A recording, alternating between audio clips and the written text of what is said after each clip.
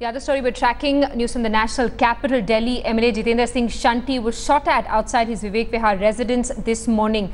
In fact, the audacious attack was caught on CCTV, where two unidentified men can be seen firing at the BJP MLA from Sharda. The MLA managed to escape unhurt. According to initial reports, it was at around 6 in the morning when 2 or 3 men on a bike came to Shanti's residence to get some forms attested.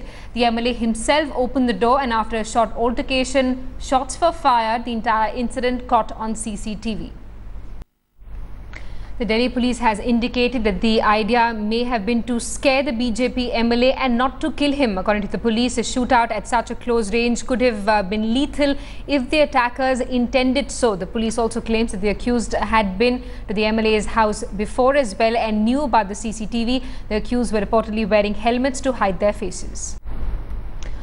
Alright, and joining us this afternoon is BJP MLA Jitendra Singh Shanti, who was attacked by unidentified assailants this morning. Mr. Shanti, describe to us what exactly happened this morning.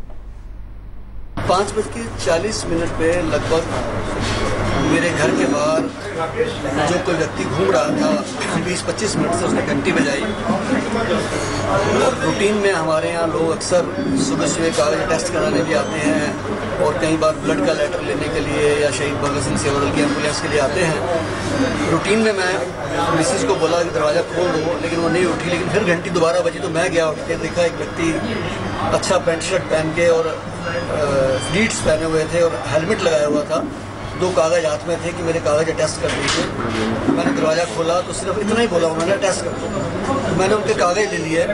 कागज़ लेके मैं जैसे ही घूमा तो मेरे हाथ से कागज़ नीचे गिर गए।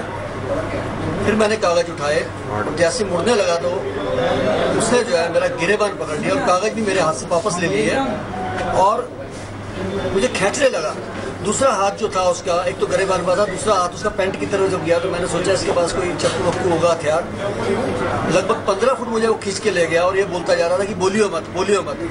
हरियाणी लैंग्वेज में बोला था, बोलना नहीं है, बोलना नहीं है। तो मैंने समझ गया कि ये मुझे किडनैप करके ले जा रहा है या खींच रहा है। गली में कोई नहीं था।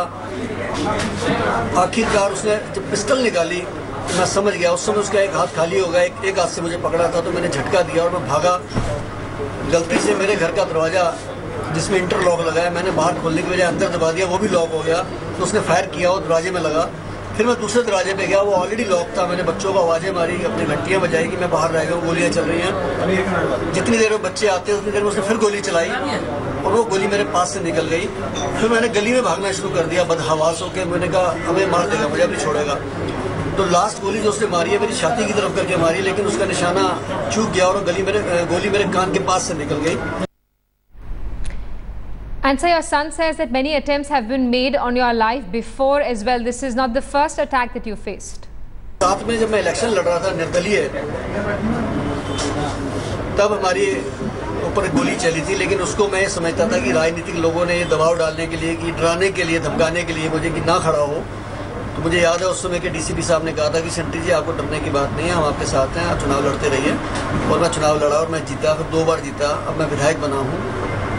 ये मेरे ऊपर जो बड़ा अटैक है दूसरा है। उससे पहले एक बार 1.5 साल पहले मुझे धमकियाँ आई थी फ़ोन पे, लेकिन जब मैंने उसकी रिपोर्ट थाने में कराई तो मुझे एसएचओ साहब ने कहा कि वो व्यक्ति थोड़ा सनकी टाइप था जो आपको फ़ोन करके धमकियाँ देता था, क्रिमिनल नहीं है। तो आई गई होगी बात, 1.5 साल पहले की बात है। उसकी कॉपी में। And is there anyone in particular who you suspect may have orchestrated this attack? हम समाज के लोग हैं। इतना जरूर है कि हम बहुत नीचे से बिना किसी पॉलिटिकल मदद के, बिना किसी गॉडफादर के आज यहाँ तक पहुँचे हैं। और आज मैं अकाली दल भाजपा का विधायक हूँ। पता नहीं हो सकता है 10 मेरे दुश्मन हो।